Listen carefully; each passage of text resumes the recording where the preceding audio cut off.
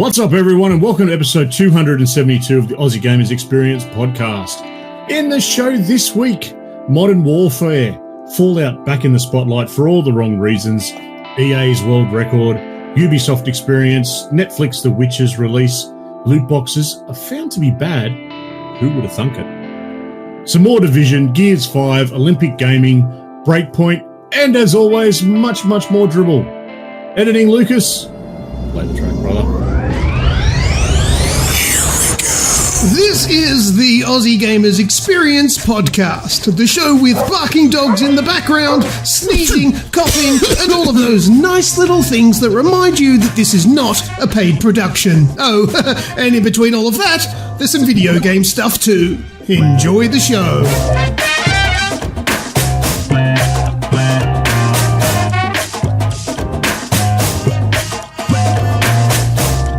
Thank you for tuning into the show this week. Today is, of course, Monday, the 16th of September, 2019.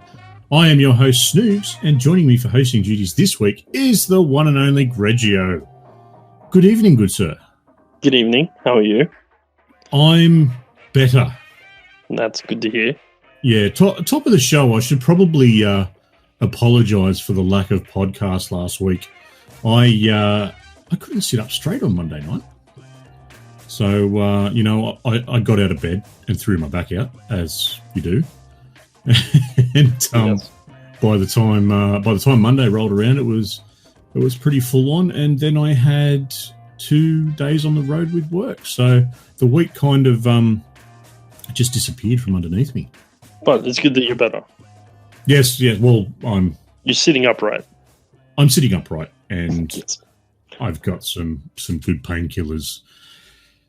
And some rum, so that's good. Nothing like painkillers and alcohol. Don't try this at home, kids. Nope. How you been travelling yourself, mate? I am pretty good, actually. I guess nothing terrible has happened to me. I'm still healthy. I'm still upright, so that's always a good thing. In the middle of last week, I had a track day, so I had a lot of fun doing that. How did you? Off topic a little bit, but Yes. how did your car go around what is essentially a go-kart track? So the trick is, I didn't take my car. Well, I took my car, but I didn't race my car. Oh, okay. So you were in the same car, correct? the same car. Yes. So That close in time, even better. That's fantastic. Yes. So to catch everyone up on our conversation, that's quite twinish, as I like to call it, because my mum is a twin, and that's the kind of conversations I hear when she talks to my auntie. Oh, It's God. like it's really bizarre. You watch them in the kitchen. They're like, "Can you please pass me the?" And it ends there. And the other person just does it. They knew exactly what the other person was talking, and they have conversations like, "So remember last week when I was?" Yeah, and then we did. Yeah. It's a bit like that. And you're just like, what the hell are you guys talking about? Anyway, so to catch everyone up, I went on a track day with my brother-in-law, and he has decided that he's no longer going to take his everyday road car on the track as much. I won't say ever again, because I have a funny feeling it will go back. But he wants a car that he can drive without the fear of it smashing and ruining his day-to-day commute. So he bought a really cheap $200 car and sort of stripped it out, and we just sort of got to a point where it was, we put a racing seat in it, and anyway, it was the first time he wanted to take it down the track, and he was like, "Why don't you come along?" And I was like, "It's a go-kart track. I really don't want to take my big, bulky V8 around the go-kart track. That seems like it's going to be not a very fun time." And he's like, "Well, how about you just pay the fee and you can be the second driver?" So that's what I did. And so we took turns at driving his 96 Honda Civic sedan in burgundy rust and scratch plastic coated. And yeah, we had an absolute blast, because we could literally push this car to 10/10ths of its life. We were hoping to break something, to be honest. I know that sounds weird, but he has a bunch of rules, and one of the things is he can't replace a part unless it breaks. So he was really hoping that he could break something, so he had a chance to replace it. But anyway, we had a ball. I had smiles all over my face. It's probably one of the slowest cars I've driven around a track, but it is purely the most fun. Plenty of lift off oversteer. Crazy. Good luck breaking a mid 90s Civic. They're pretty much bulletproof. We have proven that. The only thing we wore out were the tires. The tires were pretty much shot by the time we finished. But the engine temp was flat all day, and we revved that thing beyond the inch of its life. Yeah, that's pretty much it. Only that's almost lift off oversteer right there if the wheels stayed on. Radicus just put up a thing on the Discord of a dude rolling a go-kart and almost killing himself. So yeah, anyway, super fun. Super fun. Speaking of Radicus, g'day to Radicus and Kaz, who have joined us in the live chat. Radicus is joining me in having a creaky back that us old fuckers suffer from it. Mate, the image that you've put in there of the guy getting his back cracked, I'm assuming, or beaten with a hammer, one or the other, that actually looks quite enjoyable right about now. Well, without further ado, mate, how about we jump into it? Let's do that. This week in gaming, we're going all the way back to 2007. This is a game that I quite enjoyed. I don't know how I would go with this style of game now. I don't think I've got the patience for it anymore. But Siphon Filter, Dark Mirror. Ooh. Did you play this one? That is one going back. No. I don't remember Siphon Filters. It wasn't one of those ones that I got to play. It was always one of those ones that I sort of looked at in gaming magazines, and demo discs, and sort of went, oh, this would be so cool to play, but of course never had the money to buy it because there was always something. Really, there was more. I had to prioritize a lot more at that point in time in my life, and as cool as it was never higher on the priority list. Well, Radicus has also told us in the chat that 20 years ago, the Dreamcast was launched. Yes. I didn't look that far back. That is terrible of me. I think he just hijacked our this week in gaming. Well, Dreamcast, how good were they? I've never played one. Oh, really? Never. I don't think I've actually seen one in person. Oh, wow. Okay. Well, I have both. It would have been very, very early in high school. Like, I would have been, 13. Yeah. One of my friends in high school, he had one. And he was one of those kids that, had everything. Like, his parents just bought him everything. And, yeah, it was... I'm trying to remember what we played on it. I think we probably played Virtual Fighter on it. Oh, God. Even in the live chat, Lucas isn't here tonight, and he's not listening on, but he's just decided to throw up a 3D print in the live chat. So I do have to admit, though, it is a 3D print for me, and it looks mint. So I'm quite happy to see it.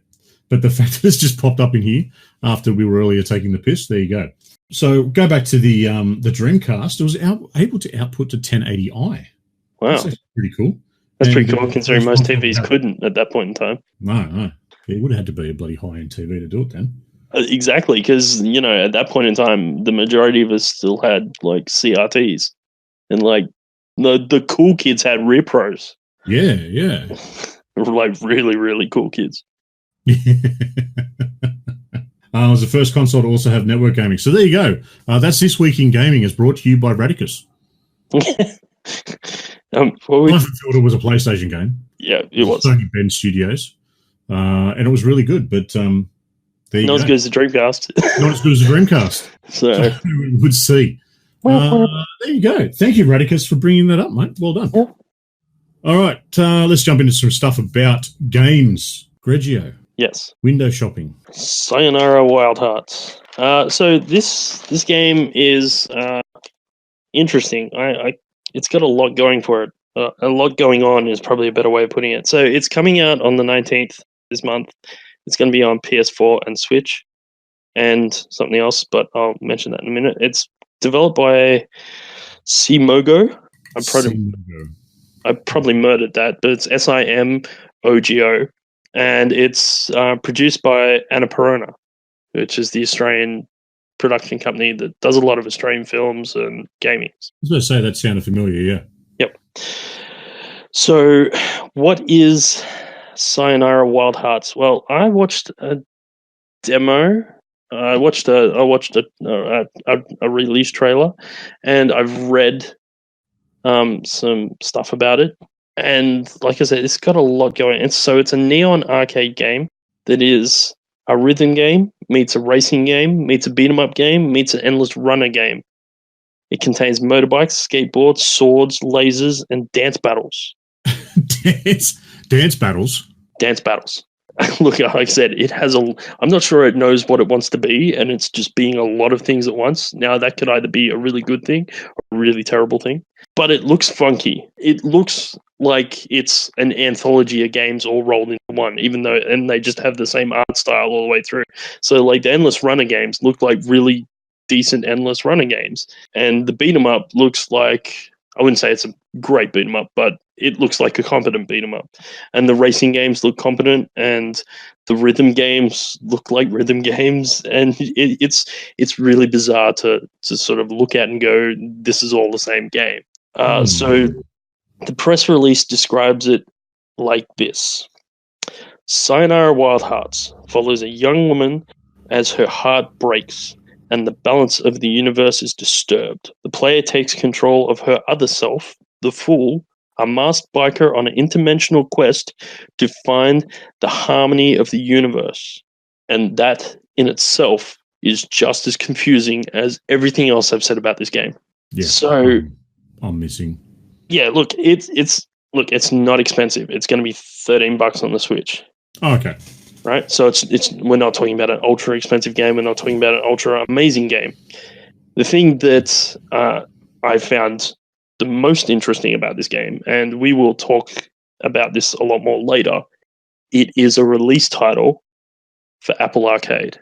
Oh, okay. So not only is it on PS4 and Switch, it's also going to be on Apple Arcade, and it's one of the launch titles. So, yeah. So there's that. As a bonus for window shopping, since we missed last week, I need to talk about last week's game because it looks really awesome, and I was going. It went off in the Discord. Everyone. Yeah, exactly. I quickly put up a video and said, "Hey, this was this week's window shopping. Everyone needs to have a look at this." So it's called Blasphemous, and it's from a developer called The Games Kitchen. It's on PS4, it's on PS, it's on Xbox, it's on Switch, it's on PC, it's on Mac. It's about $40. It's a 2D side scroller, sort of 16-bit side scroller. It's a hack and slash. It's brutal. It's fast paced. It is like the 2D version of Souls. Oh, right? Okay. This is brutal. It's got non-linear levels, so you've got to explore the maps. But it's got this sort of religious, medieval, fantasy, brutal, gory, macabre vibe to it, and it looks phenomenal. It looks like a Punish, but it also looks phenomenal. If it was probably a little bit cheaper, I probably wouldn't hesitate to buy this game. Originally, when I looked at it today, it's $33 on Xbox. And that's on a 10% special at the moment. So it's about, like I said, it's a little under $40. Yeah, yep. When I originally found it, it was toting is going to be around about $25 mark, but I'm assuming that was obviously US price. So when I saw $25, I'm like, I'm definitely getting this game, and I sort of, I'm not so sure. Yeah, not because I don't think it's worth $40, but I just have a funny feeling that it's going to be one of those games that I'll play for about 10 minutes and go, that's super fun, but it's too much of a punish for me to persevere with. That's a heap of fun, but I'm done with you now. Yeah, and I don't think I'm going to get my $40 worth out of it. If you're into games that are a punish, and maybe I'm wrong, like I said, I haven't played this game. This is window shopping. I'm literally looking at it from the outside in. If you like games that are punished, this might be a really good buy for you. And if I was that kind of person, if I like Dark Souls, I would probably definitely buy this game. It looks super fun. So yeah. So that's this week's and last week's window shopping. Awesome, mate. Well, we've got Radicus going off in the chat, which is great. Is currently addicted to Assassin's Creed Origins. You know what? I love the lore behind Assassin's Creed and the story and, you know, the links to the Masons and all that sort of jazz. But I don't know what it is. I just can't get into the games. I've got Origins. I've tried, and I just couldn't get into it. I've tried it on a few occasions as well. But I'm glad to see that Radicus is getting his enjoyment out of it, which is awesome. He's also asked Yoku Island Express for Games with Gold. Have you tried into the Games with Gold this month yet? Not yet. No. No, neither have I. I've been too busy on a few other ones. I'm not even sure I've picked them up yet, so I should probably do that. Yes. Freebies. Over the weekend, there was a tweet that came out on Friday night our time, which I did retweet, and it was from the Call of Duty guys. It was a link to go and get a code for the beta for Call of Duty. So all this talk about having to pre-order it to get a code and all that sort of jazz, I just went and clicked on a link and it literally just said, here's your code. Didn't have to put any details in, just got a code on the PlayStation. I jumped on and played probably a few rounds of Call of Duty over the weekend. I got handed big time. It is. It's weird. It's kind of so. This was the previous like the alpha was the 2-on-2 mode. This was your full online multiplayer experience. So I played mainly team deathmatch and some capture the flag stuff as well. It looks fantastic. It ran beautifully. The multiplayer only aspect was about a 28-30 gig download. And camping simulator, as Radicus has said, yes, there was a lot of camping. It's kind of a mix between the Modern Warfare reboot multiplayer. You know how that was? Have you played it? Well, you played Modern Warfare back in the day, though, yeah? Yeah. And I think we played the reboot together at one point in time because wasn't it free? It was free on PlayStation Review. Yeah.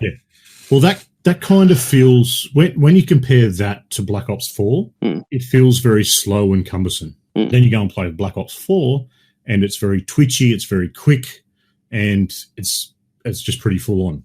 This one kind of sits somewhere in the middle, and I didn't play enough. Obviously, I wasn't playing with anyone that I knew because it was kind of just a last minute thing, and I just jumped in. And I didn't get into it enough. A lot of the maps I didn't actually remember them at all. So I don't know where the difference are or what it is, but there was a lot of people that would quite happily camp and wait for you to come around the corner. They knew you were coming, sort of thing. But the game itself is quite a lot of fun, and it's just multiplayer COD. So it's more of the same, but it seems to be tweaked in a lot of the good spots. You still get those moments where you're screaming at the screen because you're like, how did I shoot first and land shots first, but I died? There was a lot of pop-ins. Like I'm playing on the Pro. Yep. And you know, at the start of a match, how you sort of fly over the city and you get that sort of aerial view, and then you sort of come down to where your character is. Yep. That was very buggy, but again, it was only a beta, and that was like it just didn't render properly. So that could just be a beta thing. You know, it hasn't been utilized and or optimized. Sorry. Yep. Yeah. Other than that, a lot of fun, a lot of sweaties. Yeah. As to be expected. I didn't get the, you know, like I do get very competitive with Call of Duty. I don't deny that. I'm not very good, but I do get competitive. And, you know, probably 1 or 2 games out of 10, I might do reasonably well. But I sort of didn't get into that mindset. I was just playing it with the brain switched off. But there was a lot of people very aggressive in the chat, which was always fun to listen to, especially because I'm sitting there muted. No one can hear me. and I'm just listening to people abusing shit out of each other. Fantastic. Takes you back to the days. It's like, yeah, I could probably get on here and teach them a thing or two. Yep. Cry. Oh, well. Mate, another beta. Yes. Breakpoint. I'll go through the nuts and bolts, and then I'll talk about how I feel. So there's quite a bit. If you take Wildlands, don't get too deep into it. Just no. Yeah, I just put it up against Wildlands. All right. So you played the absolute shit out of Wildlands. I did. So how does it stack up? Well, I won't be playing the shit out of this one. All right. So look, there's some changes they've done. Does it let you down? All right. So here's where I think Ubi have fallen over. So with Division 2, they just copied and pasted Division, and that's really good, right? Sometimes that's a really good strategy. Just copy and paste, and everyone's happy. Yes. They should have done that with Wildlands, but they didn't. They have turned it. It's Wildlands and Division have come together to make a game, essentially. So they've added a whole bunch of RPG elements that are from Division, and have put this into a Wildlands-esque sort of feel. What sort of elements? Are you talking like a gear grind or? Yeah, straight up. Oh. So all the gear is now RPG based. So your weapons now RPG based. Your physical armor is now RPG based. Essentially, it's so the whole skill tree, equipment tree. Yeah, because in the first one you unlocked it, isn't it? Yeah, it's just a straight shooter. Yeah, so you kind of sort of went, okay, you get X amount of whatever points they were, and you could unlock either, an underbarrel or a grenade or certain things, and that was the skill tree. Yeah, there was a skill tree, but it was just literally unlocking perks. You weren't unlocking too many buffs, or there were still buffs in that, but they weren't a true RPG. Perk-based. It was perk based, right? Yeah. Whereas now it's like you can pick up an AK-47 that's level 10, and you play for a bit longer, you can get an AK-47 that's level 12, and so you're literally going to be picking up. Yeah, essentially they've put the equipment situation that's in Division into this, and for me, that's why I didn't particularly like Division. Like, Division was a good game. I just didn't want to play that type of game. Yeah, well, and that's what I found so refreshing about Wildlands was, awesome, we've got like an open world game that's a straight shooter. This gun is just better than this gun because that's the way it is, right? This gun's better because it's a 50 cal, not a 308. Yeah, exactly. 303. And that's what I liked about it. They've removed that element. So yeah, I won't be playing, essentially. I'm not buying it. I'm not doing anything with it. Now, having said that, it's a good game. I'm not going to, Division is a good game. I just don't like it. And the same with this. This is a good game.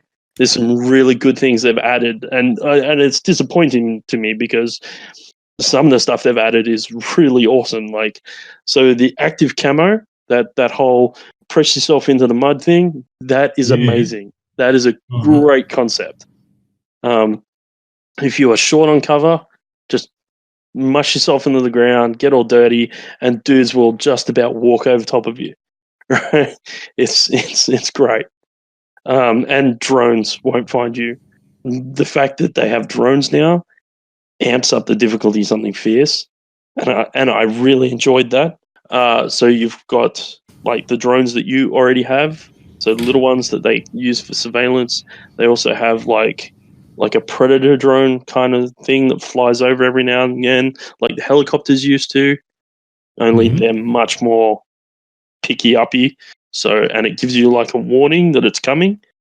Obviously, as you get into more difficult levels, they may not give you that anymore. But in the version, the difficulty setting I was playing, it gives you a warning that it's coming, and then you've got to get down and you have to squish yourself into the dirt. Otherwise, it'll still pick you up even if you're sitting in the bushes, right? Okay. They've also got these tank drones. I didn't go up against any of them because they were way too high level for me. They were going to just straight up murder me. So I had to walk around them. But they're like these little tank things that can move around. There's a whole bunch of new classes of enemies. So there's guys that are there for drones. There's a couple that are sort of renamed or repurposed. They essentially do the same thing, but they've just changed the sort of the idea of why they are who they are and whatnot. There's a credit. There's like a credit system. They're called scale credits. So you do things to get credits, and then you can buy equipment. You can buy skins. You can buy all sorts of weird and wonderful stuff. As someone who I enjoyed The Division. Yep. I play a lot of Division. I've tried to limit how much Division I play because I host this thing called a podcast, and it would be pretty boring me talking about the Division every week. Yep. I could quite easily do that because I do enjoy it. The feeling, though, with Wildlands, like you said, it was something a little bit different. It was just refreshing. It was, okay, I know that for me to advance to the next level, I need to unlock this perk because I can pick up, instead of having an AK-47, I want an M4. Yep. Yeah, I can sort of use that tree to ramp up the difficulty and get through what I need to.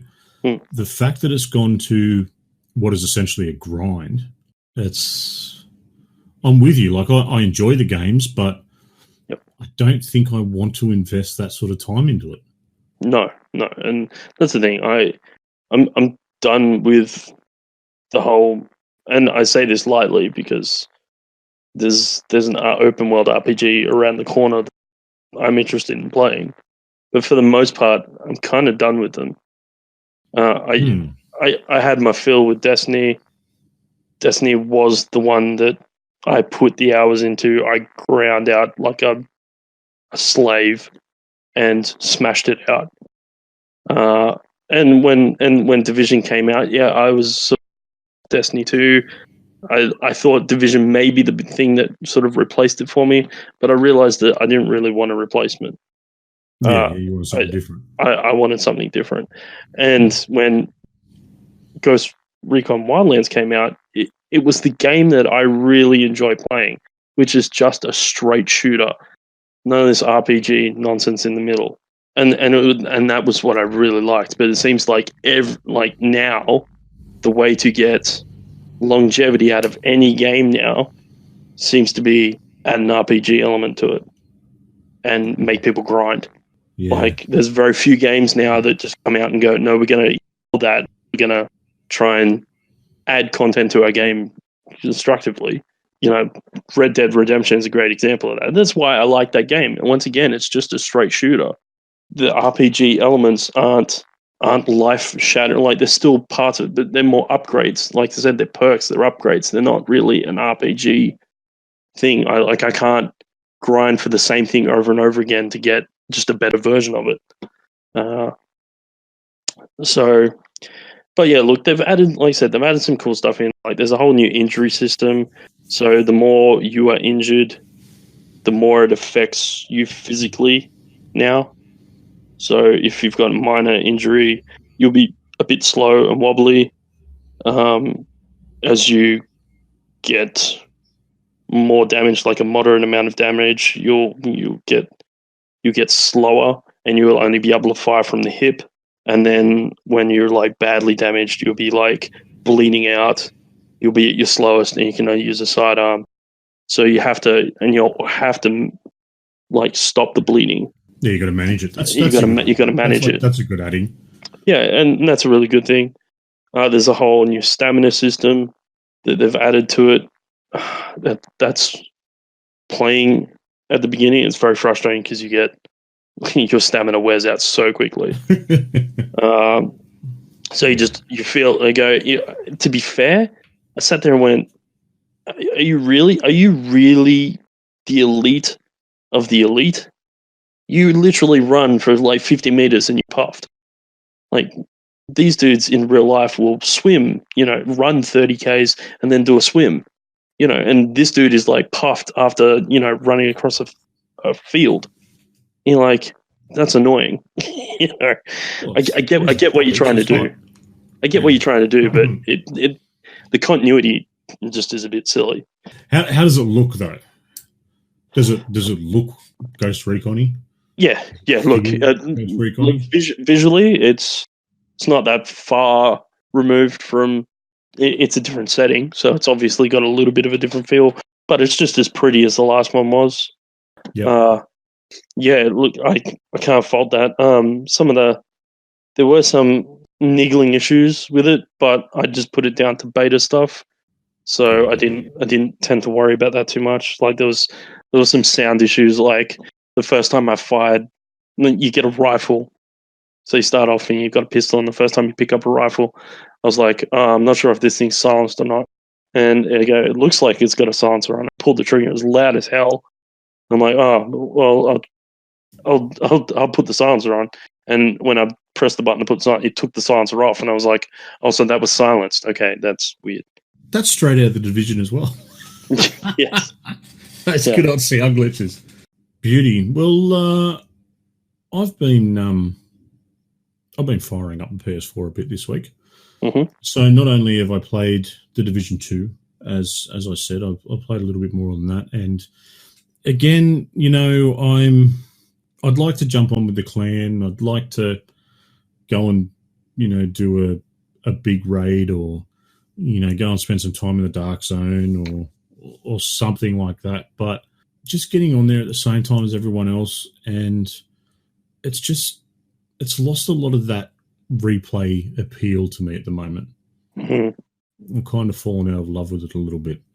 But something I haven't fallen out of love with is Erica. Oh, really? Mate, I've played through Erica twice more. Oh, wow. I'm doing my best at the moment to leave my jerk playthrough for later on when I feel the urge to stream it, because they're always fun. And there is an option to do that where you can be a complete and utter jerk. Yeah, right. The whole way through, where you can could be a jerk, you can commit murder, you can play through as a jerk. Yeah, right. Play through as a goose. No, that's something else that's coming out this week. It is. So I've played through it twice again. When you play a game where you try and play it, especially one of these ones where you can, your choices affect the outcome. Yeah.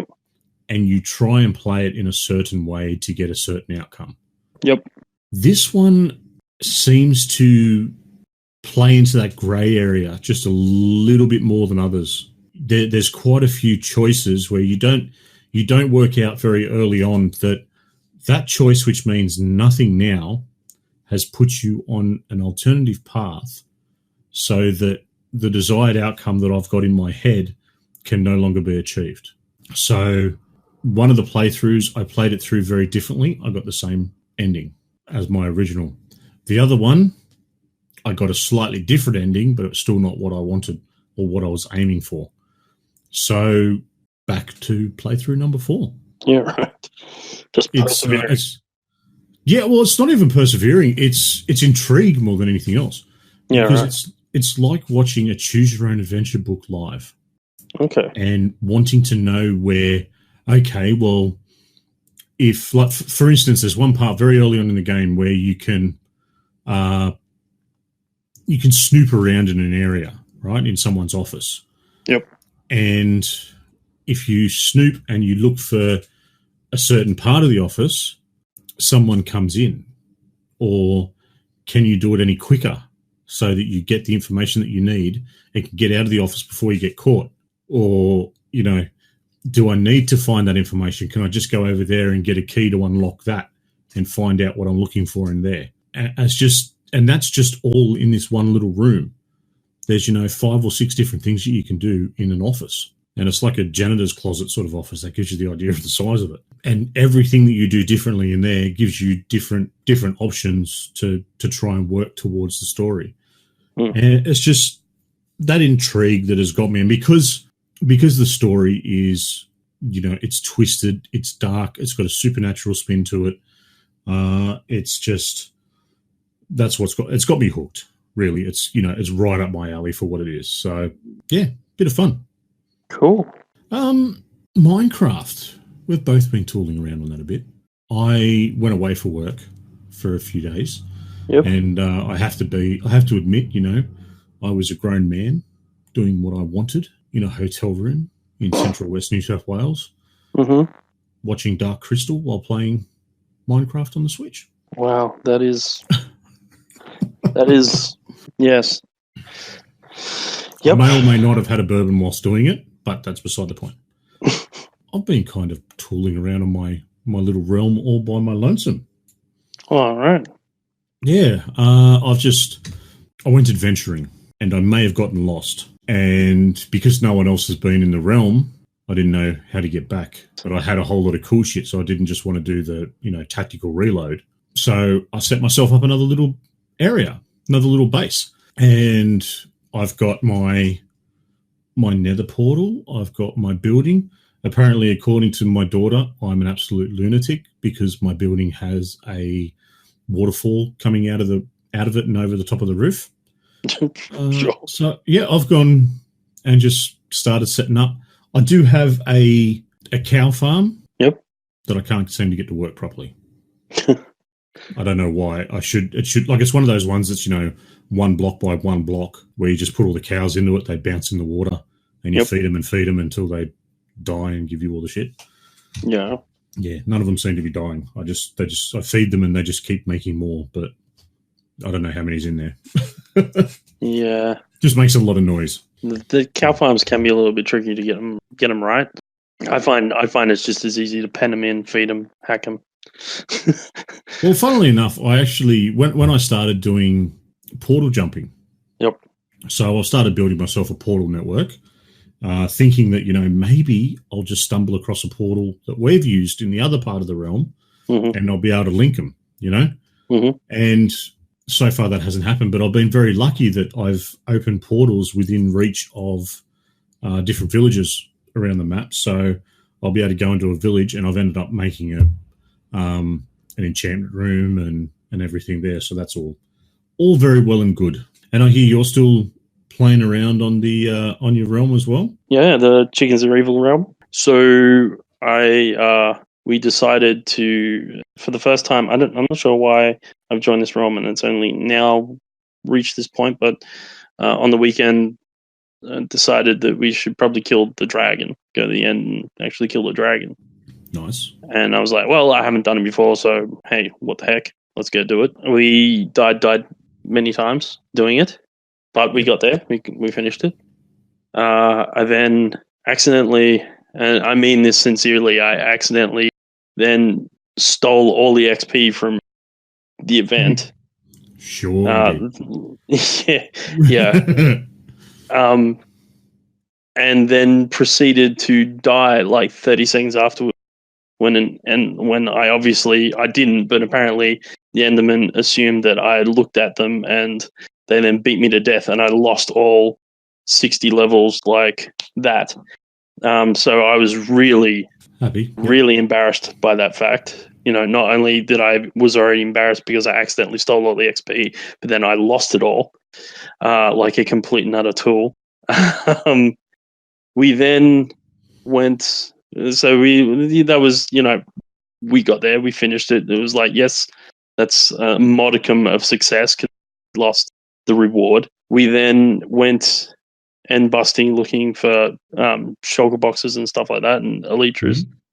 And we found a city, and we raided it.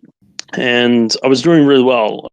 The two people I was playing with, they died a couple of times throughout the process, but for whatever reason, I was just really good at floating because I got shot by shulkers a lot, but I was really good at managing the whole floating and attacking thing. So I was doing really well. I managed to get like 17 shulker shells, which is quite a fair amount. That's decent, yeah. Yeah, that's quite decent. And then all of a sudden, I got sort of caught. And one just pounded the hell out of me. I couldn't get at them to stop, and I died. Unfortunately, it reset me back in the overworld, obviously, and I had to come back and it was quite some distance to go to where this city was. And so I'm like, you guys just have to try and save my gear. There's like 17 shulkers. We can't lose those. And then when I finally got back and people gave me Rem was one of them, and Rem's like, here you go, this is what I've got, and dumped it on the floor. And I'm like, where are the rest of the shulkers? Because I've only got 4. She's like, that's all there was. And I'm like, son of a bitch. So Yep. I lost about 13 shulkers. So once again, feeling like an utter tool. Not that I died. Like I thought I didn't feel bad about dying because I said I managed to survive longer than everyone else, and that was the only time throughout the process. Yeah, it was just like, oh, we've gone through all this trouble and we only came out 4 shulker shells. Like it was just a bit anticlimactic. So all in all, we still had a lot of fun doing it. We had a lot of laughs, but still the reward was just a little bit hollow. So we've decided we're going to have to go through this all again, and we're going to be better prepared next time. So yeah. Cool. Awesome. Mate, well, what's this Twin Robots about? This is a game Rem picked up on PlayStation, and I've noticed she's been playing it for a little while now, but she's been playing it with my oldest. The two of them play together. It's a platformer, a co-op platformer, split screen, and the idea is that you both play as these robots, and the idea is you've got to navigate through the puzzles that the platformer essentially puts you through, and so you have a battery charge in each robot, and you have to try and get through to the end, and then you use what life or battery charge you've got left to charge up the door to open it, to then move on to the next level. So you have to have enough charge to charge up to 100%. If you don't, you die, and you can't finish the level. So it's a really interesting concept. So it usually starts off where one of you is trapped, and the first person has to find the button to unlock the door. If you don't do that in time, the person that's trapped in a room will get crushed. Right? Yeah. So there's always this sort of pressure, time ticking kind of thing. So the first person has to run through the level, try and find the button to open the door. Then once that happens, usually the person that's in the room to begin with starts off with a very low charge, and as you run along, there's little blue dots on the floor, and you pick up the dots to pick up charge. But you're constantly losing charge while you just sort of stand there very, very slowly. But the more you move around and the more you jump and do high energy things, the more you use up the energy. And then if you get hit, essentially it also acts like your life. So the idea is you have to manage how much you run around and explore versus how much you're going to run into traps and hurt yourself, like accidentally jumping into acid and burning for a little bit, or getting hit by a laser or whatever, while between the two of you, keeping enough charge between the two of you to charge up the door to 100% without dying. So there's been a couple of times where, and you can finish just with one person, right? One person can just run through and do the level if they so wish, so long as you've got enough energy at the end to, once again, by yourself without dying. And there's been a couple of times where one of us will die, we'll get to the end and go to charge it, and it'll get to like 98, and then the person will fall on the ground because they've run out of life and die. So it's just a really interesting co-op game. It's fun. Well, that sounds good. Last game for me to talk about is Gears 5. Yeah. How is it? So, well, the game itself is phenomenal. Yes. Can't fault it. Yep. Cannot fault it. It is the IP that is much needed for the Xbox itself. What I can fault is the Xbox One S, because it does not handle it at all. Yeah, right. I haven't done any benchmark tests or anything like that because quite simply I can't, or I don't have the ability to do it. And so I couldn't tell you frame rates. I couldn't tell you resolution. I haven't looked into it because the game itself is phenomenal and it looks fine. So I can't fault it. But if you do go and have a look at our review, which Lucas put together, it's on our Age YouTube channel. So look up for the Aussie Gamers Experience on YouTube and you'll be able to find it. And he puts a comparison in there between the 1X and the 1S. Yep. Now, the main differences, obviously, is probably the clarity or the crispness, the edges, and which sort of like come down to resolution and frame rate of the X over the S. But I'm having a lot of issue where something as simple as an achievement will neuron lock up the S. It's weird. It's like it doesn't lock it up or crash it back to dashboard, but it will be enough that while it's loading, because of the extra little bit to load that little sound and the flash up to say that you've got an achievement, it will be enough to just stall it just ever so fractionally. And it will stall not only the video, but it'll stall the sound as well. Also, taking the piss out of the PlayStation a little bit, the Xbox One S while playing it. Now, to give anyone a bit of an idea of where mine sits, I do all my gaming at an office desk. And on the top of my office desk, I've got a cutout where my consoles sit. So there's plenty of ventilation. They're not hard up against anything. And it's sitting there, nothing on top of them. They're good to go. The Xbox sits on top of the PS4 because obviously the Xbox has got the ventilation in the top, PS4's side and back. The 1S will actually sound like the PS4 with the fans going. Yeah, right. It goes hard. So there's those little things to take into account. The 1S is not the best place to play this game, but the game is phenomenal that all those little problems don't actually matter. I'm still playing it. I'm still going through it. I still don't want to put it down. I haven't streamed as much as I want because quite simply I've just been exhausted with work and being away and the back and all that sort of jazz. So I've literally just been sitting back, switching off and just enjoying it for what it is. And that is a phenomenal title that's written beautifully. There are some features which are Gears of War features that I'm not a fan of. For instance, you've got to hold down A to run. I like clicking in to run. And they're little things that are Gears of War specific. Yep. But again, they're not enough to detract from the story.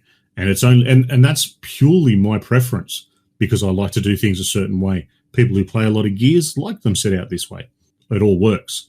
It's very intuitive. It's just annoying. And at the end of the day too, I've got an Elite controller, so I still don't have to take my hands off any of the sticks to run. I can use the back paddles. Jeez. Talking about first world problems then. Literally rest the controller on your finger. It's not exactly pressing it. I know, but it's one of those things that I just forget a lot. Yeah, right. Not to mention that you could literally configure it to a click in if you wanted to. Yeah, but I probably and these are all. That's what I'm saying. This is all me. Yeah. And it's all. I've just left it as the pure Gears setup. Yep. Because a lot of the other things are really cool, like the reload, using the chainsaw, all that sort of stuff. It's all very intuitive how it's done. Yeah, right. So while the S isn't the best place to play it, I don't have any qualms in playing it on there. It's quite an enjoyable game. I've played. Radicus has asked in the chat if I've played the multiplayer. I haven't played multiplayer per se. I've done a few rounds of Escape with Luke, and we were having issues. He was on PC, I was on Xbox, and the PC just wasn't playing fair. He was having some conflict with one of his updates, but yeah, we're going to be trying that again soon. The story, wow. I'm not going to get into it. I'm not going to divulge it. If you played the last one, if you played any of the Gears, just do it. Just get on it. It's on Game Pass. Give it a go. You can get Game Pass at the moment for $2 for 2 months. Get on, give it a crack. I think it's one of those games that if you have an Xbox, you probably should give it a go. Cool. It's that good. It is that good. I have an Xbox. I should probably give it a go. I think you should.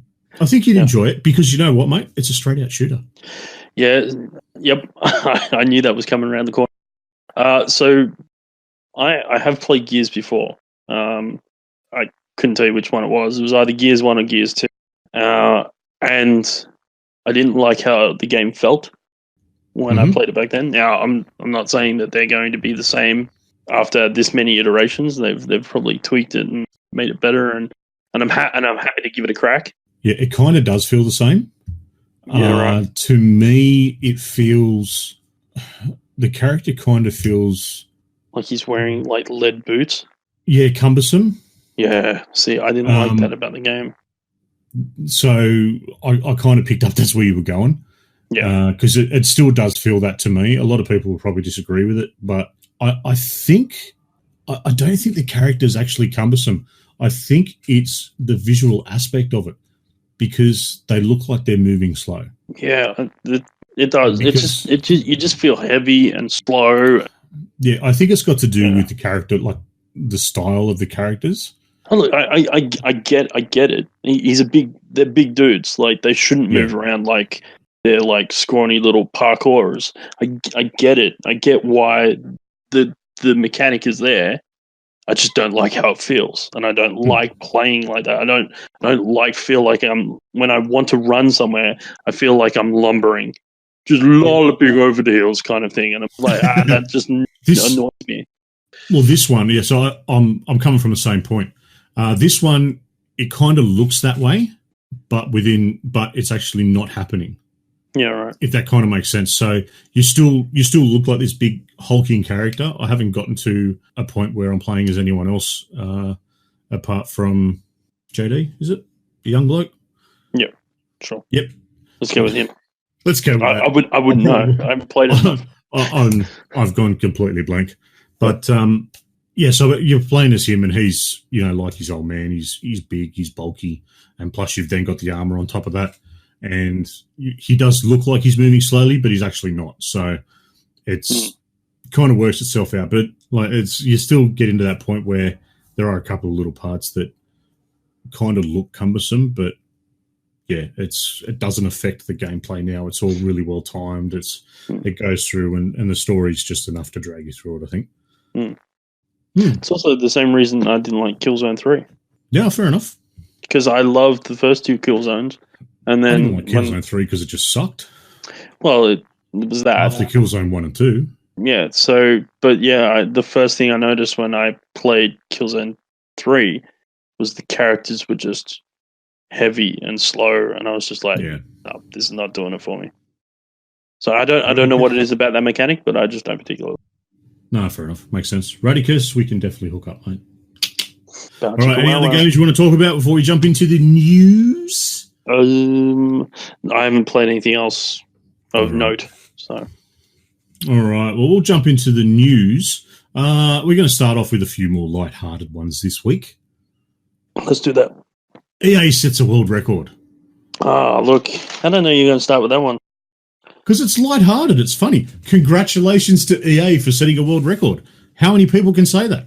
Look, it's not a great world record, but it's a world record nonetheless. Look, EA has one now, all right? So, all right, so EA is now in the Guinness Book of World Records, and they probably don't particularly want to be for this, but that's the problem with records. They're there, and unfortunately, when you're there for a not good reason, there's not too many people lining up to try and beat you. Mm-hmm. So they got the record for the most down votes on a Reddit post. Now, this was based on a response about unlocking characters through loot boxes in Star Wars Battlefront. Yep. So it was they put the response up, and it had 683,000 downvotes. It is the most hated post on Reddit. To give you an idea of how hated it is and how much they have essentially set a record, the next most hated post on Reddit has 88,906. Holy shit! They have over almost 600,000 more than their closest rival. So they've phoned it in. Good luck.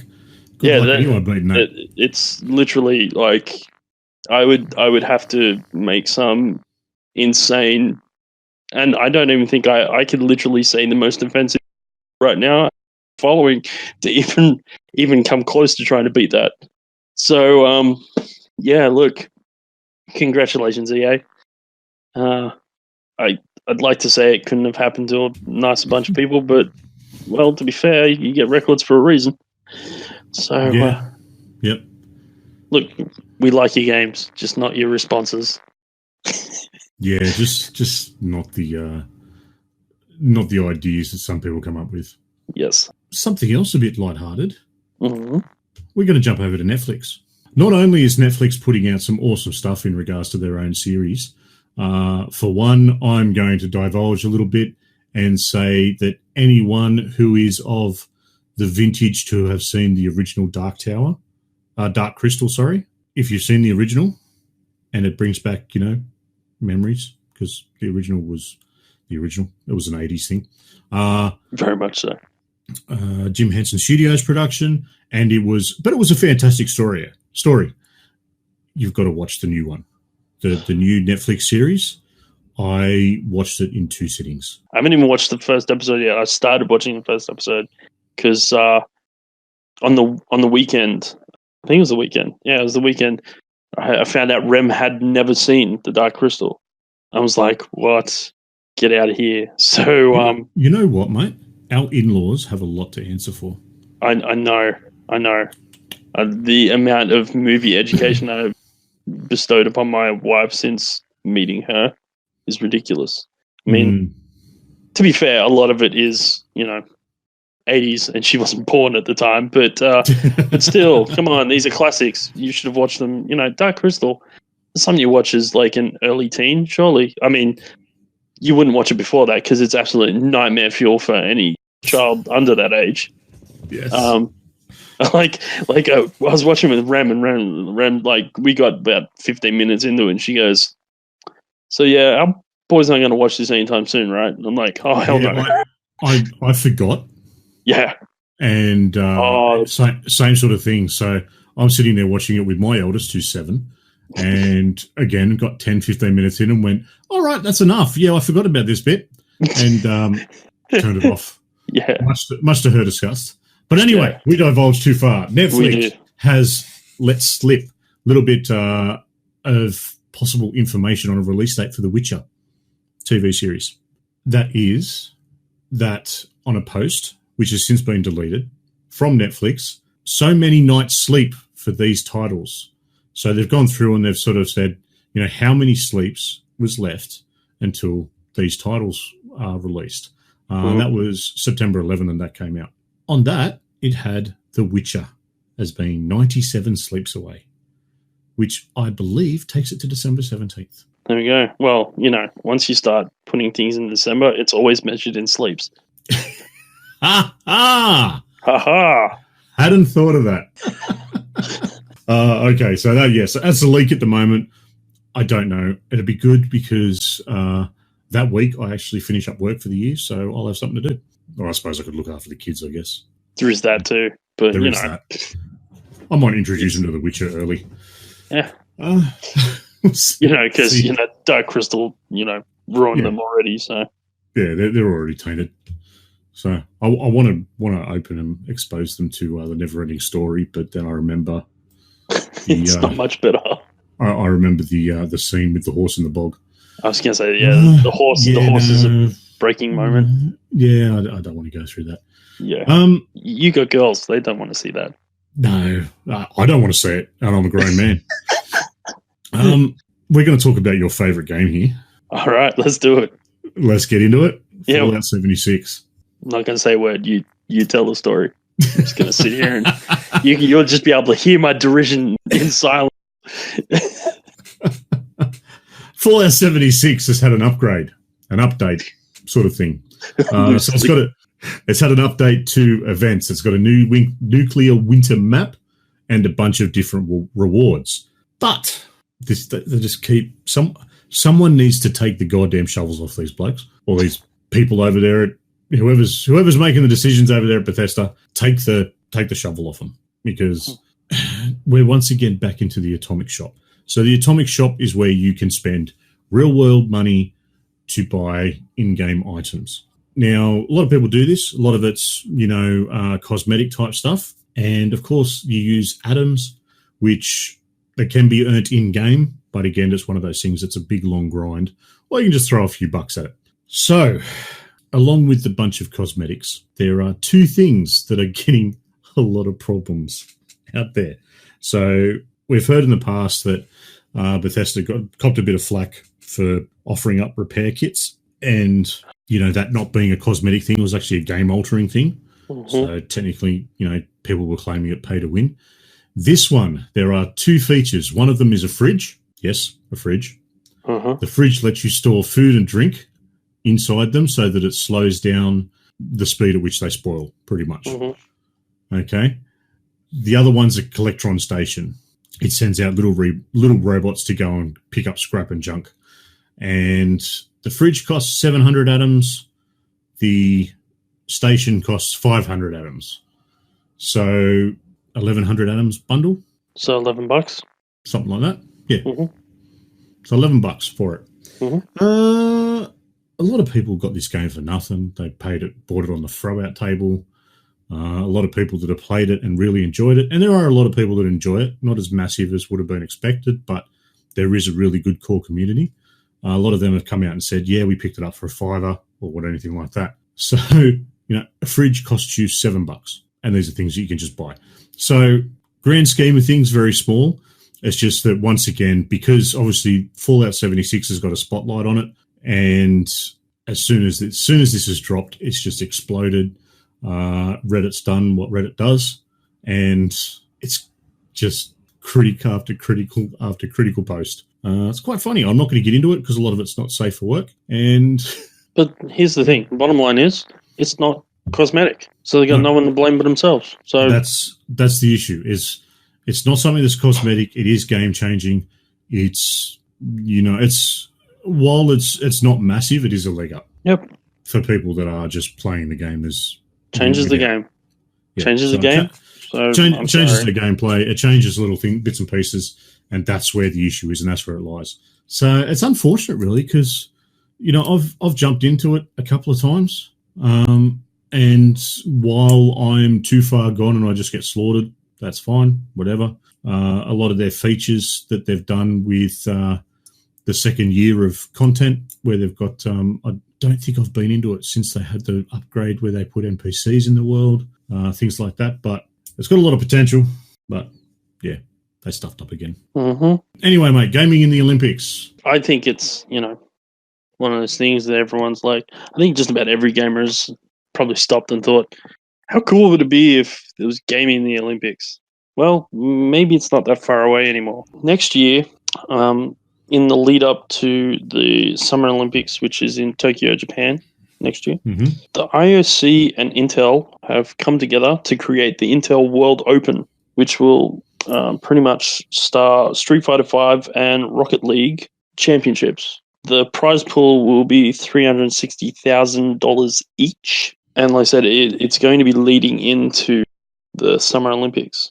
The interesting thing about this is that in 2017, the committee that was putting a bid in for the Paris to get the games in 2024 was flirting with the idea of putting an element of gaming into their Olympic bid. The IOC president at the time pretty much said no, stating that the IOC and the Olympics themselves are about non-discrimination, non-violence, and peace throughout the world, and that video games deal with explosions, violence, and killing, and that the two don't marry up. Those two things don't marry up. However, less than a year later, the IOC and Intel had come together to create the IEM at Pyongyang, which is another gaming competition. This time it was StarCraft, and it was 1 week before the Winter Olympics in 2018 in South Korea. So following that competition, shortly after the Olympic, what was it called? The Olympic Forum or something along those lines. There's like a big sort of get together where they talk about the future of the Olympics. One of the comments that came out of it was from their marketing department, which said that the IOC should explore esports relationships with the Olympic movement further. And the fact that they're now doing this again, and it's a couple of days out from the Olympics, and it leads directly into the 2020 Olympics. Mhm. It's an interesting development, and one we should probably keep an eye on, because one day we may have Olympic stars that are called #420.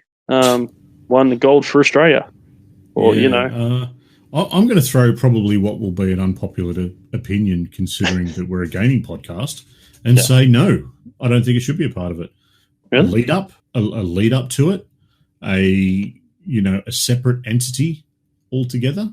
100% have a Olympics that's based on the gaming world or the esports world. 100%. But to actually make it as part of the Summer Games or the Winter Games, I don't think so. As much as I've met quite a few different people who play esports, and they blow me away with their focus, the determination, and the lives they live. They live lives of athletes. Their training schedule, their healthy eating, so healthy mind, body, all that sort of jazz. It is phenomenal. It is up there with some of your biggest, athletic celebrities. But is an esport round an athletic round, whether it be, similar to, track and field or swimming or, shooting or something like that, where it's just, I think they should be separate. Like I said, a lead up to it, a big thing to hype up and have, a younger generation being excited because this is at the start. And then, it's okay, well, we've got this big world event that's going to be on for 3 days before the Olympics starts. And then the Olympics starts and you hold them in the same city. Yeah, as sort of like a ramp up to get up and get more younger people interested in the Olympic Games, fantastic. But to actually merge them together so that, some bloke's going to win gold for playing, StarCraft for 24 hours straight, yeah, no. Look, I was just going to say, funnily enough, I actually agree with you. I don't think it is the forum for esports. I agree. An esports Olympics, sure. Mm-hmm. But there are lots of other sports that happen on a day-to-day basis that aren't represented in the Olympics and probably won't be represented in the Olympics due to the fact of the criteria that it has to meet to be an Olympic sport. Like, there's no motorsports in the Olympics, and that there's no league. No, there's no league. That's a team sport. They're like, to be fair, that has just as much right to be in the Olympics as, say, hockey, for instance. Mm-hmm. But hockey's in there. But yeah, like I said, like motorsports is a great example because they're high level athletes. You look at either Le Mans race, like sports car racing, or Formula One racing. These are the pinnacles of motorsport, and they require a huge amount of physical prowess and mental prowess and commitment to be able to do those sports, but they don't show up on there because it doesn't necessarily meet the criteria of or the mandate of what the Olympics is and what it was originally started for. And I don't think gaming is the same. But yes, I fully agree that we should have a major celebration of esports. So Yes. and esports Olympics, great, but yeah, Olympics. Yeah. And I'm happy for the IOC to be a part of that because they've been running sporting like top level. Yeah, they've been running a world-class sporting event for 100 plus years now. So, yeah, totally. Oh, awesome. So I think Kaz has jumped in to actually be talking to us. Aren't you at work, Kaz? We won't tell anyone. It's all right. Esports Olympics, sure, but not part of the Olympics yet. Do you reckon we'll need to buy DLC if we're watching the Esports Olympics? Look, it's happened in the past. Yeah, so and that's the other thing, if you've the Olympics isn't supposed to have professional athletes in it. No, and that's another thing. Like, and as soon as these guys take, these direct paychecks, then they're technically a professional athlete. But that's something you're right. It's something to keep an eye on, see which way it goes. Be interesting. And it's another reason why some of these sports don't have representation in the Olympics. It's why motorsport doesn't have because they're all endorsed paid athletes, and the same with league. They're endorsed paid athletes. So. All right, mate. Apple Arcade. Apple Arcade. It's releasing. So we've spoken about this a little bit before. Mm-hmm. My opinion is meh. Yes, I'm not overly. I do have an Apple device, but I've only got the one. I don't have a plethora. I don't play a lot of mobile gaming either. So give us some details on it, mate. You got pricing and release, all that sort of jazz? Yep. So it releases this week on the 19th. So nice. by the time you guys are listening to this, it's out. It will be on iOS. So essentially, it'll be on your phone as well as. So why? Oh, right. So you can play on your phone, your iPad, your Mac, and your TV, your Apple TV. It'll be $8 a month. Mm-hmm. They're touting that there will be no ads or in-game purchases under the Apple Arcade banner. You'll be able to play offline anytime, anywhere. There'll be access for 6 family members per iCloud account. It will be DualShock 4, Xbox One controller, and MFI or MFI controller supported, whatever that is. Okay. Editing Lucas jumping in here with MFI. It stands for Made for iPhone or Made for iOS. It's controllers, if they're endorsed with MFI, then they are specifically designed to be compatible with iOS devices. Back to you guys. So you'll be able to use your console controls with it. They'll have 100 new and exclusive games on the catalog to play. Mm-hmm. Some of those being Choo Choo Rocket Universe and Sonic Racing, being brought out by Sega. Frogger in Toy Town, brought out by Konami. Exit the Gungeon by Devolver. And 2 Lego games, Lego Art House and Lego Brawls. So the phone aspect of this will be out on the 19th. iPad and Apple TV will be out on the 30th of September. And Mac will be later in October. Okay, Editing Lucas jumping back in with a little bit of information here that's worth noting is that Apple announced during their keynotes for the iPhone 11, when they announced all of that, is that if you purchase any Apple device this year, then you will receive 1 year's free of Apple Arcade, which will also give it make it available for your family as well. So if you do buy like the new iPhone, or you get a new iPad or an iMac or something like that, or an Apple TV, you get 12 months of this for free. If you don't buy anything though, there is a 1 month free trial available. There you go, back to you guys. So that's the nuts and bolts of it. I mean, I've looked at an extensive list of the game. I list those because they're by developers that we all know and have heard of. Yeah, they've got a bit of name behind them. Yeah. Those were the bunch out of the short list that I had. So there was probably about 20 odd games on there, and that's 2, 4, 5, 6 games out of 20 where you know who the developer is. The rest are sort of mobile games. Mobile games. But to be fair, they're not really mobile games. I know mobile games are getting better by the day. I mean, if you have a look at the trailers for Sayonara, what was it called? Sayonara Wind Hearts. It's such a weird title. Sayonara Wind Hearts. Wild Hearts. Sorry, my bad. So if you have a look at that doesn't look like your average mobile game. That looks like an indie game. So to be able to play that on your phone while connected to your your favorite controller you use for your favorite console. That's not what I call mobile gaming anymore. It's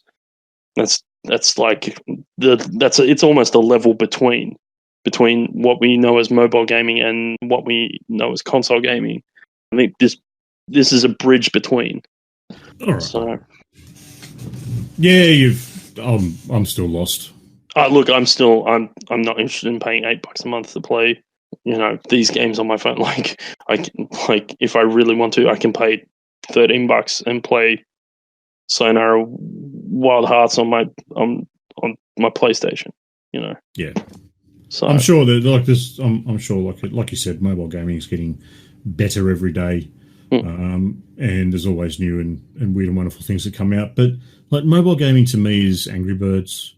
It's it's something that's designed to do for 10, 15 minutes. Yeah, and then you put it down. So yeah, look, if I like a game enough, I'll put money into it. Yeah. So that's coming out shortly. My next bit of news, I nearly forgot because I didn't write it down. Ugh. Stupid me. Rookie error. Rookie mistake. I wrote it down at the start, but I didn't write it down in the bit that I'm actually reading at the moment. Ubisoft Experience. Yeah. How was it? It was an experience. Now look, it was nothing over. It was great. Let's just start off with that. It was nothing over the top. It was nothing extravagant. It was a day out. It supported a worthy charity. Charity. There we are.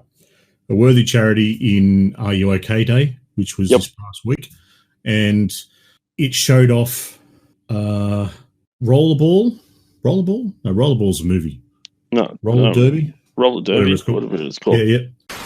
Yeah, that'd be Roller Champions, guys. Come on. Showed off that. It showed off some trials. It showed off a whole lot of artwork. Some of the artwork there that was from the Far Cry series and from the Assassin's Creed series. Phenomenal. Absolutely phenomenal. I've got some photos. I'll have to try and get them up very shortly. Of course, showed off Wildlands, which there was always a lineup to get on and play it, so I didn't actually have a go. Wow, Snoogs, you're really coming apart towards the end of the show here. No one was lined up to play Wildlands. They were lining up to play Breakpoint. Oh, dear. I played some of the other Ubisoft stuff, so there was some trials, some Assassin's Creed.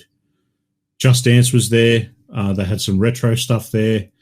They had Watch Dogs Legion. They were showing bits and pieces of that throughout the day and had a bit of a panel and all that sort of jazz. The problem was that the panels, the showcases were in separate rooms because obviously you can't have them out where you've got, a couple of hundred people chattering and, games being played and whatnot. Mm-hmm. But to actually try and get into them, there was massive lineups, massive wait times, and it was just something that, I just wasn't able to do at the time. I wasn't able to get my head around to go and stay in the line.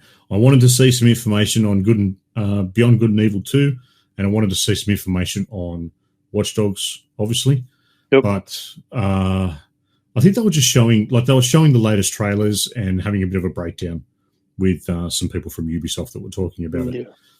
They also had a Rainbow Six Siege room where they had some setups to play the game. I suck on keyboard and mouse, by the way. And they had two teams playing each other. Who the teams were? Sorry, I couldn't tell you. I don't get that involved in esports to know who they actually are. But they were playing and they were raising money for a charity as well. So overall, it was a really good day. I got to meet Brian from Synth Spacies. Nice. Synth Spacies himself. Mm-hmm. Top bloke. Really good bloke. Really easy to talk to and get along with. So it was fantastic meeting him. There was a whole lot of stuff out the back to have a bit of a play around with. So there was like a test your strength and archery thing, stuff that was all designed to play in with the Ubisoft games. And the big thing was everyone was just there enjoying themselves. There were lots of Ubisoft games. What did I say that? Ubisoft games. Lots of Ubisoft reps around and all happy to talk to you. And overall, it was one of those good gaming community events. I didn't get my Division tattoo. There was no Division there. I was a bit upset That's about weird. that. But I guess they've sort of done the marketing for that. It's now on it's now Breakpoint. It's now about Breakpoint, and that's fine. It was, a few people that sort of asked, what's your biggest Ubisoft game? And it's The Division, and then it's Rainbow Six. And I got to see a bit of stuff about Rainbow Six. Like I said, I got to actually play with keyboard and mouse, which I've never done before, and probably for good reason, because it was terrible. And overall, Lucas and I went, and Lucas's young one come along with us. She had a good day. We all had a lot of fun. So there was just it was a good day for it. Very good. Now I've got one more bit of news before we jump into some new releases for this week. Loot boxes. They're bad, man. Bad things, loot boxes. Entertainment Software Association, the ESA.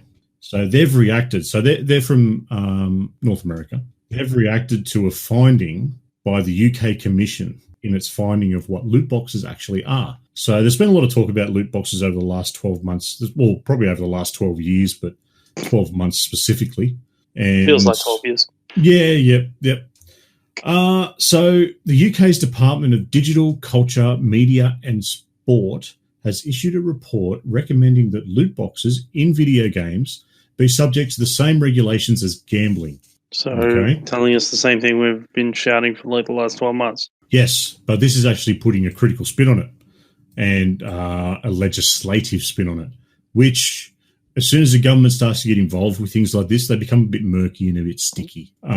So pretty much it would mean that all games that have paid loot boxes would need to have labels on the games specifically, and that they would all now become an R18 game. So wow. There would be a full ban on selling them to minors. The chairman or the chair of the committee that has put this report out has criticised the UK government's position that loot boxes are not a form of gambling, and said that if it wants to maintain the position, it should release a report explaining why.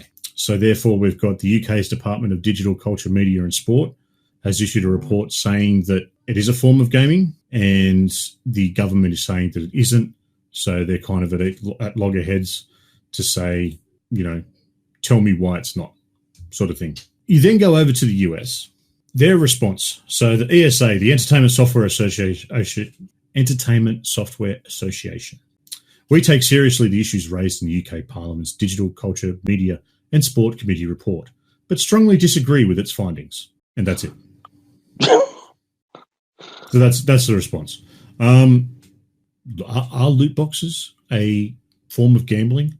Are they surprise mechanics? Are they nothing more than digital LOL dolls? You know what? We've talked about it enough. I'll leave it up to you guys listening along at home or wherever you are to make a decision on that. They're around. I think they're here to stay. And at the end of the day, you need to be better educated and take an open-minded approach to what your kids or what yourself are playing and what they actually do and what they mean. So, yeah, that sound a bit fair, mate? Unless you want to jump in with anything else. Look, nothing that I haven't said already, as you said. But yeah, essentially, what will happen until they decide one way or the other and they come to some sort of conclusion. At the end of the day, it's up to you as the gamer to make a decision how you feel about them, and then if you're for them and you want to spend money on them, then all power to you. If not, you vote with your hip pocket and just don't do it. Eventually, if enough people do it, then developers will stop putting them in there.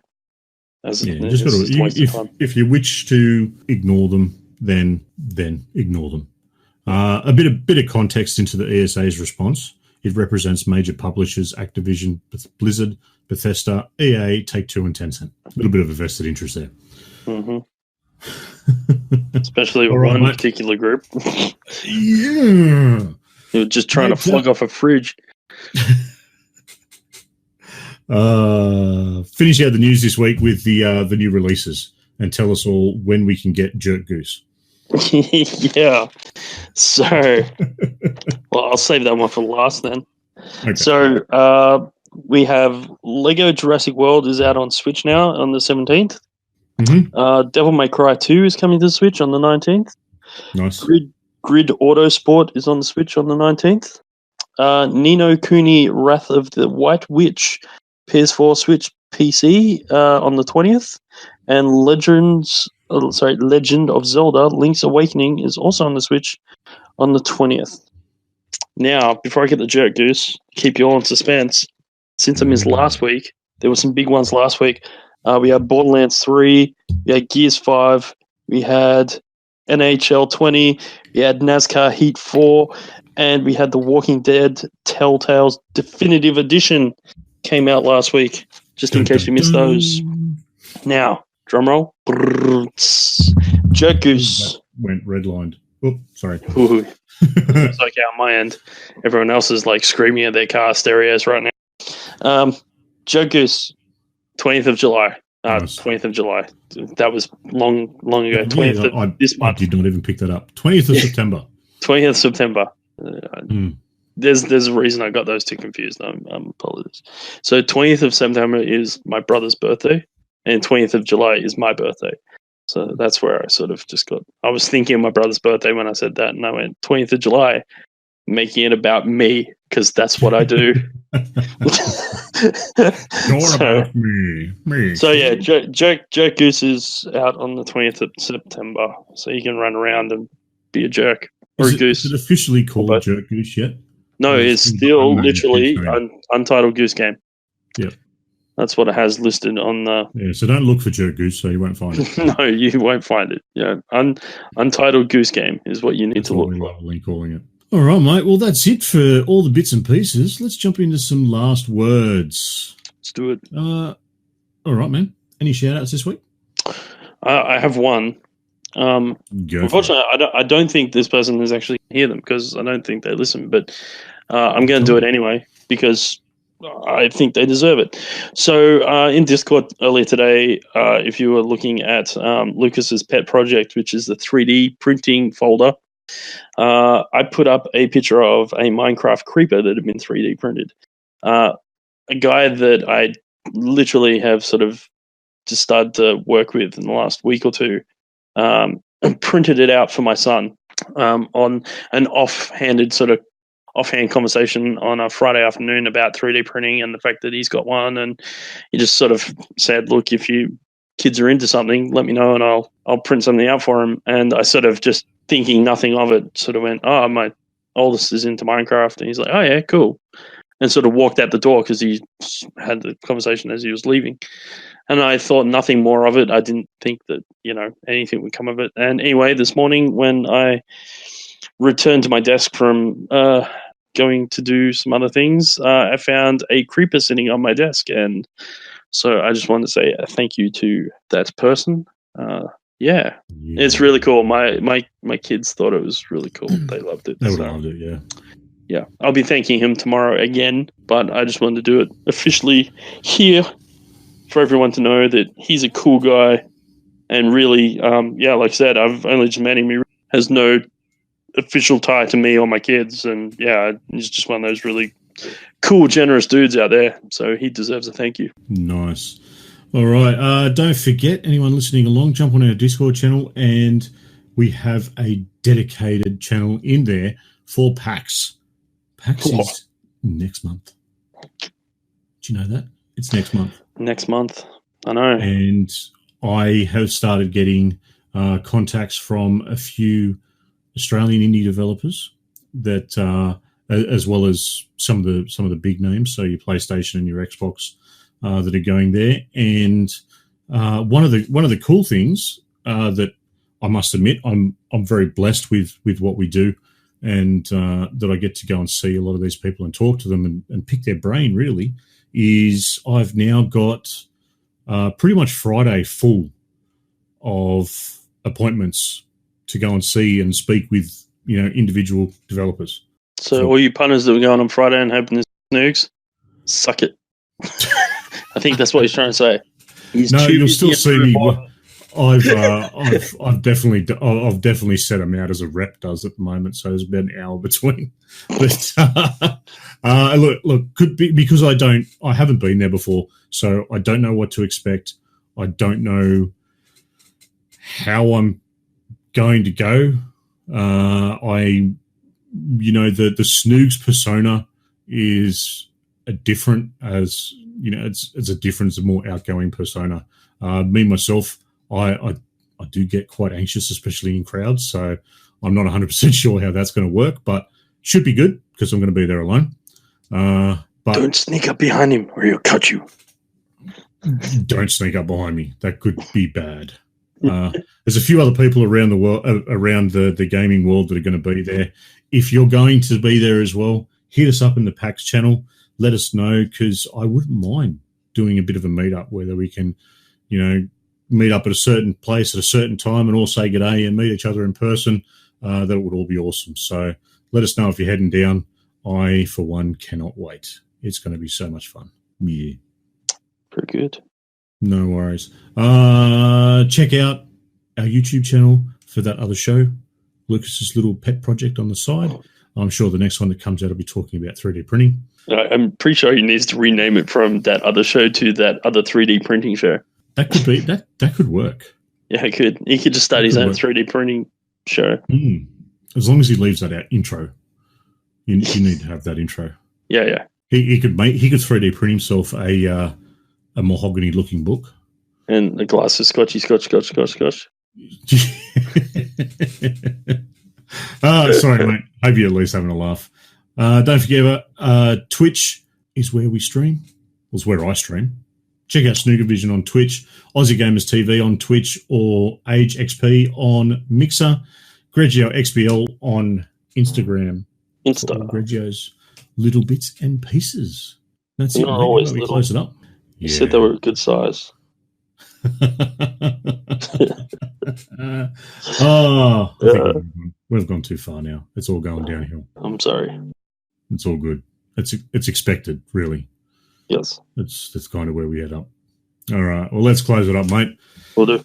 Thank you very much to everyone who's listened to the show, and especially those that are still listening this far along. A super special thanks, as always, to the people listening along live and having a chat.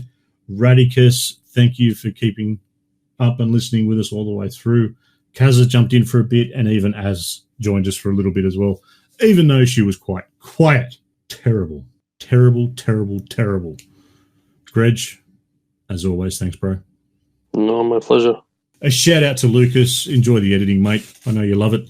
To all of our listeners, feel free to continue any of the topics that we've discussed on this show on our Facebook page or Discord channel. While you're there, make sure to actually go and jump onto our website. A lot of the links can be found from our website. Do you know that? Can they?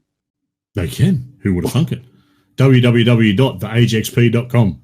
Check it out. We've always got some new bits and pieces going up there. To get in touch with us directly, you can shoot us an email at info@theagexp.com. All the links and bits and pieces are in the show notes wherever you will find them. That is all from me. As always, I've been Snoogs. And I have been Grejio. See you next time.